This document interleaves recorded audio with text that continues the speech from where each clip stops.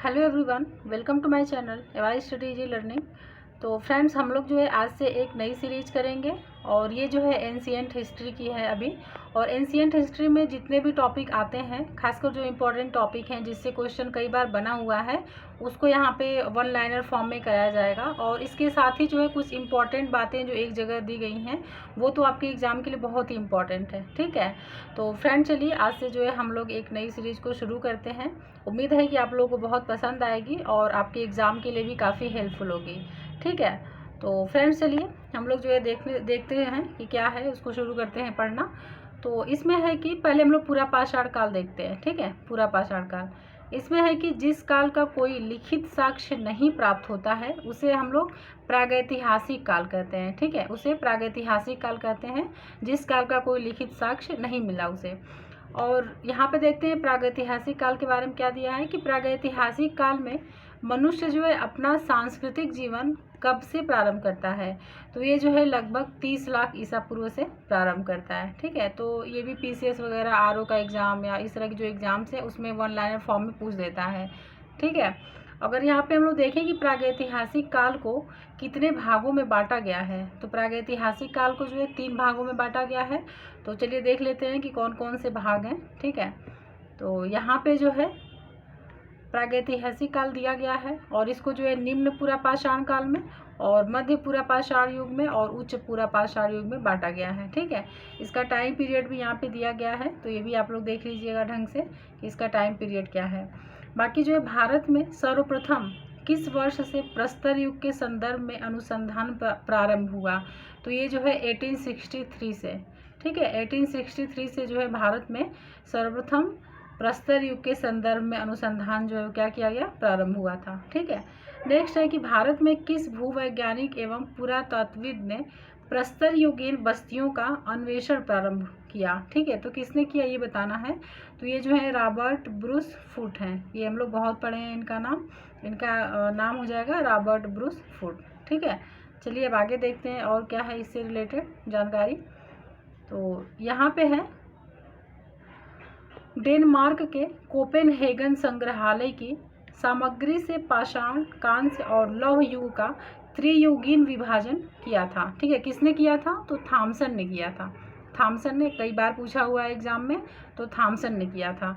भूवैज्ञानिक पुरातत्वविद Robert Bruce foot ने किस स्थान से पहला हैंड एक्स प्राप्त किया था, तो ये था पलवरम।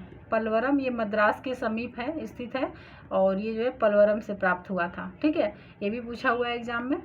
अतिरम पक्कम नामक स्थान से पूर्व पाषाण काल के उपकरणों की खोज किसने की थी, तो ये विलियम किंग ने की थी। किसने की थी, तो विलियम किंग ने की थी। ठीक है, चलते हैं अब आगे देखते हैं कि आगे क्या दिया गया है। तो यहाँ पे है मानव विकास का क्रम।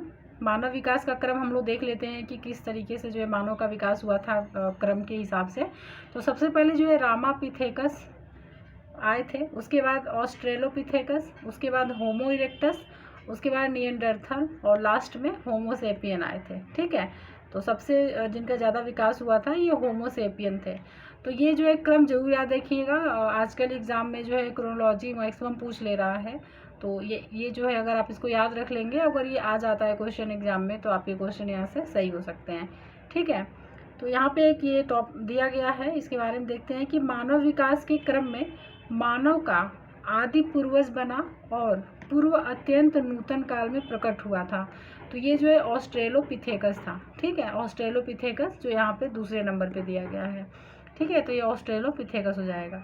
आगे देखते हैं, इसमें है कि किस आदि मानव ने सबसे पहले शव विसर्जन तथा अग्नि का व्यापक रूप से उपयोग किया था, तो ये निएंडरथल किया था। ये कई बार पूछा हुआ एग्जाम में, तो निएंडरथल ने किया था। ठीक है, यानी जो यहाँ निएंडरथल है इसने किया था। क्या किया था, शव विसर्जन सबसे पहले और अग्नि का व्यापक रूप से उपयोग किया था। ठीक है, तो ये काफ़ी इम्पोर्टेंट चीज़ें यहाँ पे हैं। अब चलते हैं अब आगे नेक्स्ट जो है उसको देखते हैं। फ्रेंड्स, यहाँ पे जो होमोसेपियन है इसको देख लेते हैं कि और किस किस नामों से जाना जाता है। तो होमोसेपियन को प्रज्ञमानव, क्रोमैग्नॉन, चांस लेड ग्रिमाल्डी, ठीक है, ये 3 नाम ध्यान रखिएगा। इन तीनों नामों से जो है होमोसेपियन को जाना जाता है। ठीक है, पूरा पाषाण युग से प्राप्त उपकरण किस प्रकार के थे? तो जो पूरा पाषाण युग से प्राप्त उपकरण थे वो क्रोड उपकरण, हस्त कुठार, ठीक है, इसी को हैंड एक्स बोलते थे, और विदारणी यानी क्लीवर, खंडक, गड़ासा। तो ये सब नाम जो है दे करके पूछा हुआ है एग्जाम में, तो ये ध्यान रखिए। पूरा पाषाण युग से जो उपकरण प्राप्त हुए थे उसमें क्रोड उपकरण, हस्त कुठार था जिसे हैंड एक्स बोलते थे, विदारणी था, और खंडक, गड़ासा था, ठीक है। पूरा पाषाण युग के उपकरण किन किन क्षेत्रों से पाए गए हैं? तो ये भी क्वेश्चन बना हुआ है। तो एक तो हो गया बेलन घाटी, ठीक है, बेलन घाटी जो कि मिर्ज़ापुर के उत्तर प्रदेश में ये है, बेलन घाटी अपने उत्तर प्रदेश में है। और उसके बाद है सोहन घाटी, नर्मदा घाटी और भीमबेटका की जो चित्रित शैलाश्रय हैं वो सब यहाँ से पाए गए हैं, पूरा पाषाण युग के हैं, ठीक है। ये सब जो है पूरा पाषाण युग के उपकरण हैं।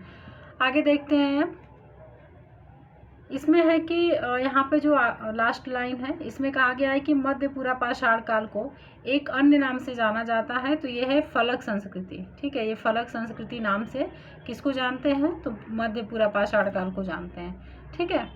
चलिए अब आगे देखते हैं। तो फ्रेंड्स यहाँ पे हम लोग अब देखेंगे कि मध्य पाषाण के जो प्रमुख स्थल हैं वो कौन कौन से हैं। ये भी मिलान करने के लिए एग्जाम में पूछ देता है, तो उसको भी हम लोग देख लेते हैं। तो एक है बीरभानपुर, ये कहाँ पे स्थित है? तो ये पश्चिम बंगाल में है, ठीक है। बीरभानपुर पश्चिम बंगाल में है। लखनाज जो है ये गुजरात में स्थित है, गुजरात में। और टेरी, टेरी जो है तमिलनाडु में स्थित है, तमिलनाडु में। और उसके बाद आदमगढ़, ये जो है मध्य प्रदेश में स्थित है, ये तो कई बार पूछा हुआ है आदमगढ़। और बागोर जो है ये राजस्थान में स्थित है, ठीक है। उसके बाद हो गया सराय नाहर, ये उत्तर प्रदेश में स्थित है। और महदहा, ये दोनों जो हैं वो उत्तर प्रदेश में स्थित हैं। और ये जो जितने भी नाम यहाँ दिए गए हैं जैसे बीरभानपुर, लखनाज, टेरी, आदमगढ़, बागोर, सराय नाहर, महदहा, ये सब जो है मध्य पाषाण काल के प्रमुख स्थल हैं। तो ठीक है, ये ध्यान रखिएगा कि ये सब जो है मध्य पाषाण काल के प्रमुख स्थल हैं। आगे देखते हैं अब। और फ्रेंड्स अब हम लोग यहाँ पे देखेंगे दक्षिण भारत के नवपाषाणिक जो स्थल हैं उसके बारे में देखेंगे कि कौन कौन से हैं। तो मास्की, ब्रह्मागिरी, हल्लूर, कोडक्कल, पिकलीहल, संगनकल्लू, टी नरसीपुर, तक्कलकोट जो कर्नाटक में है, और पय्यमपल्ली तमिलनाडु में है, और उत्तनूर आंध्र प्रदेश में है। तो ये जितने भी नाम दिए गए हैं ये दक्षिण भारत के नवपाषाणिक स्थल हैं। तो फ्रेंड्स इसमें क्वेश्चन ऐसे भी बना सकता है, जैसे मान लीजिए यहाँ से 2 नाम उठा लिया और 2-3 नाम जो है उसमें से उठा लिया पूरा पाषाण काल से, और कूट बना दिया कि कौन से इसमें जो है नवपाषाणिक स्थल हैं या फिर कौन से जो है इसमें पूरा पाषाण के स्थल हैं। तो इस वजह से यहाँ पे ये कराया जा रहा है कि एग्ज़ाम के हिसाब से काफ़ी इम्पोर्टेंट है और ये आने के चांसेस हैं, ठीक है। तो आगे का कह रहा है कि नवपाषाण काल की प्रमुख देन क्या है, ये देखते हैं हम लोग, जो कि बहुत इंपॉर्टेंट देन थी नवपाषाण काल की। तो इसमें जो पहला था ये था स्थिर ग्राम्य जीवन का विकास यहीं से होता है। नवपाषाण काल से ही स्थिर ग्राम्य जीवन का विकास होता है। उसके बाद क्या होता है, जब ग्राम्य जीवन का विकास होगा तो फिर क्या होगा, खाने की जरूरत पड़ेगी, तो उस हिसाब से फिर धीरे धीरे कृषि का विकास हुआ, ठीक है, कृषि का विकास हुआ। और इसके साथ ही कुंभकारी निर्माण शुरू हुआ। क्या शुरू हुआ? कुंभकारी निर्माण। आगे देखते हैं कि और कौन सा विकास हुआ। तो यहाँ पे जो है कुंभकारी निर्माण के बाद आग का सर्वप्रथम प्रयोग यहीं पे किया गया था, ठीक है। अगर पूछे कि आग का सर्वप्रथम प्रयोग कहाँ पे किया गया, तो नवपाषाण काल में किया गया था। और यहाँ पे फ्रेंड जो सबसे इम्पोर्टेंट काम एक और हुआ था, पहिए का आविष्कार किया गया था, ठीक है, पहिए का आविष्कार किया गया था। तो ये सारी चीज़ें भी ध्यान रखिएगा कि नवपाषाण काल की जो प्रमुख देन है वो क्या क्या है। कभी कभी ये भी पूछ देता है कि आग का सर्वप्रथम प्रयोग जो है किस काल में हुआ था, तो ऑप्शन में कुछ भी दे देगा, तो यहाँ पे जो है नवपाषाण काल हो जाएगा, ठीक है। तो इस वजह से ये इम्पोर्टेंट है। अब चलते हैं आगे, नेक्स्ट देखते हैं। तो फ्रेंड्स यहाँ पे है कि पाषाणकालीन संस्कृतियों का कालानुक्रम, ठीक है। तो जो पाषाणकालीन संस्कृतियाँ हैं ये एबीबेली, एशुली, मुस्तारी और मगदालिनी, ये जो हैं पाषाणकालीन संस्कृतियाँ हैं, ठीक है। और इनका कालानुक्रम भी यहाँ पे दिया गया है, तो ये जो है मिलान करने के लिए या क्रोनोलॉजी के लिए इम्पोर्टेंट है। तो एबीबेली जो है अनगढ़ भारी भरकम हस्त कुठार यहाँ से मिला, इस संस्कृति ने से मिला है। और काफ़ी छोटा सुडौल हस्त कुठार एशुली, और मुस्तारी से मध्य पूरा पाषाण कालीन और मगदालिनी से उच्च पूर्व पाषाण काल। ये पूछा हुआ है फ्रेंड्स एग्जाम में, ठीक है, ये पूछा हुआ है और इसी तरह से आया था मिलान करने के लिए, तो ये जो है यहाँ पे दे दिया गया है। तो इसको याद कर लीजिएगा क्योंकि ये मिलान करने में पूछ चुका है और पूछ सकता है आगे भी PCS या ARO की एग्ज़ाम में। अब देखते हैं आगे, इसमें है कि प्रागैतिहासिक संस्कृतियों का जो क्रम है उसको यहाँ पे दिया गया है।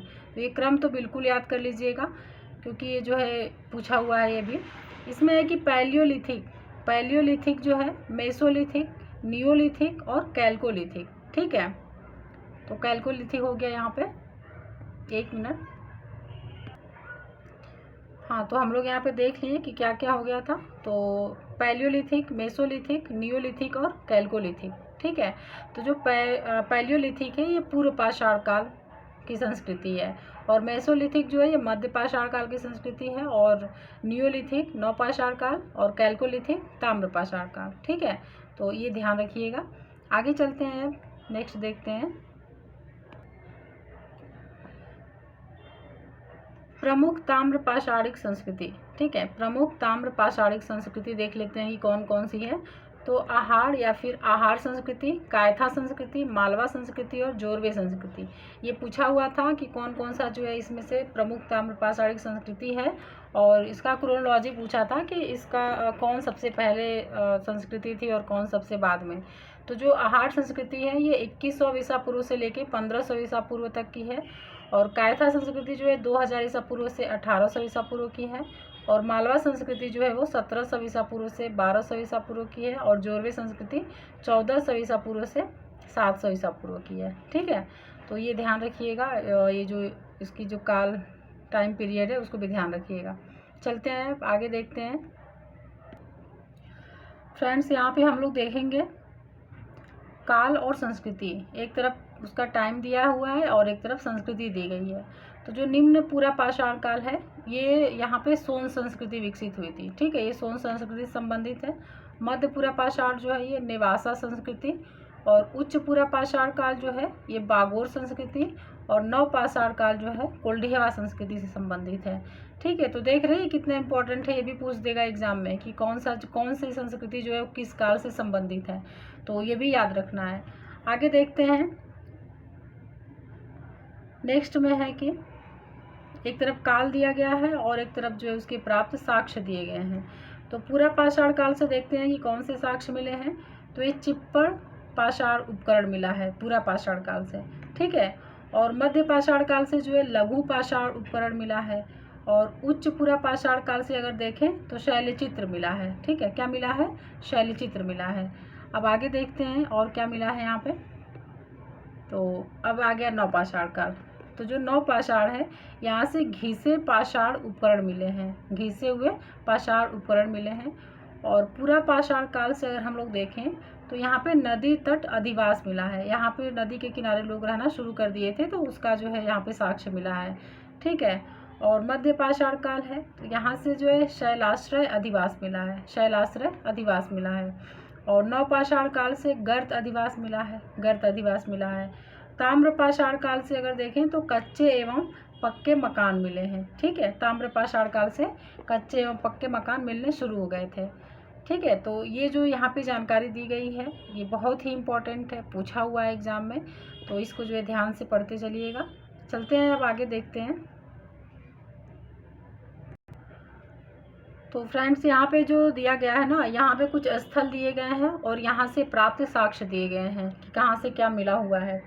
तो जो सैपाई स्थल है, सैपाई, यहाँ से गैरिक मृदभांड परंपरा का मतलब जो साक्ष्य है वो मिला है, ठीक है। महुरझारी से जो है महाइष्म समाधि मिली है, कहाँ से? महुरझारी से महाइष्म समाधि मिली है। बिरभानपुर से जो है वो लघु पाषाण उपकरण मिला है, लघु पाषाण उपकरण। उज्जैन से गैरिक मृदभांड परंपरा का साक्ष्य मिला है। और कायथा संस्कृति जो है या कायथा स्थल जो है यहाँ से ताम्र निधि मिला है। उत्तनूर से राख का टीला मिला है, ये भी ध्यान रखिएगा, राख का टीला। और मथुरा से जो है आयागपट्ट मिला है, क्या मिला है? आयागपट्ट मिला है। आगे देखते हैं अब, यहाँ पे है कन्हेरी, ठीक है। कन्हेरी से अगर देखें तो एकादशमुख बोधिसत्व मिला है। ठीक है, इसका साक्ष्य मिला है कन्हेरी से। तो ये तो वन लाइनर में कई बार पूछा हुआ है क्वेश्चन। सांची से जो है प्रस्तर धातु मंजूषाएँ मिली हैं। और ब्रह्मागिरी से अगर देखें तो महापाषाण उपकरण मिला है ब्रह्मागिरी से। और ये जो कुपगल है यहाँ से राख वाले टीले मिले हैं, यहाँ से भी मिले हैं, और एक उत्तनूर था यहाँ पे, वहाँ से भी मिले थे। ठीक है, और आदि चन्नलूर जो है यहाँ से कलश समाधान मिला है, आदि चन्नलूर से कलश समाधान। और बुर्ज होम जो है ये तो बहुत ही ज़्यादा आया हुआ क्वेश्चन है, ये यहाँ से गर्त निवास मिला है बुर्ज होम से। ठीक है, अब चलते हैं आगे, देखते हैं। यहाँ पे जो है कुछ स्थल दिए गए हैं और उसका राज्य बताया गया है कि किस राज्य में स्थित है। ठीक है, तो जो बिरभानपुर है ये पश्चिम बंगाल में स्थित है, पश्चिम बंगाल में। और लोटेश्वर जो है ये गुजरात में स्थित है, गुजरात में। पैसरा जो है ये बिहार में स्थित है। कहाँ पे स्थित है? तो बिहार में स्थित है। और सराय नाहर राय जो है ये प्रतापगढ़ उत्तर प्रदेश में स्थित है। तो फ्रेंड्स आप देख रहे हैं कैसे कैसे क्वेश्चन पूछा हुआ है। ये सब पूछे हुए क्वेश्चन हैं जो यहाँ पे कराए जा रहे हैं प्रीवियस ईयर के, किसी ना किसी एग्ज़ाम में ये सब आए हुए हैं। ठीक है, यही घूम फिर के फिर एग्ज़ाम में आते रहते हैं, तो इसको अच्छे से करते चलिएगा। अब हम लोग चलते हैं, थोड़ा सा और बचा हुआ है उसको देख लेते हैं। यहाँ पे स्थल और उत्खननकर्ता के बारे में बताया गया है। तो जो सुहागी घाट है इसके उत्खननकर्ता जो थे वो ACL कार्लाइल थे, ACL कार्लाइल। और भीमबेटका के उत्खननकर्ता जो थे ये थे BS वाकड़कर, BS वाकड़कर। ठीक है, तो फ्रेंड्स ये थी कुछ जानकारियाँ जो कि हम लोग के आपके एग्ज़ाम के पॉइंट ऑफ व्यू से बहुत इंपॉर्टेंट है, जो बार बार पूछे जाते हैं एग्ज़ाम में, कई बार आते हैं। तो इस तरह से ये सीरीज़ जो आ रही है इसकी जो है और सीरीज आएगी। अब जो है हड़प्पा सभ्यता, इस तरह से लेके जितनी भी एंशिएंट हिस्ट्री के जितने भी टॉपिक हैं सबके जो है इम्पोर्टेंट यहाँ पे कराए जाएंगे। तो फ्रेंड्स चलिए आप हमसे जुड़े रहिए, और अगर हमारा चैनल सब्सक्राइब नहीं किए हैं तो सब्सक्राइब कर लीजिए। और फ्रेंड्स डिस्क्रिप्शन बॉक्स में जो है टेलीग्राम का लिंक दिया गया है, आप उससे जो है टेलीग्राम चैनल ज्वाइन कर लीजिएगा। वहाँ पे ये सारे जो पढ़ाए जा रहे हैं ये सारे उस टेलीग्राम ग्रुप पे भेज दिए जाएंगे। ठीक है, वहाँ से आप इसे देख सकते हैं। तो चलिए फ्रेंड्स मिलते हैं नेक्स्ट सीरीज़ में, और फ्रेंड्स बहुत बहुत धन्यवाद।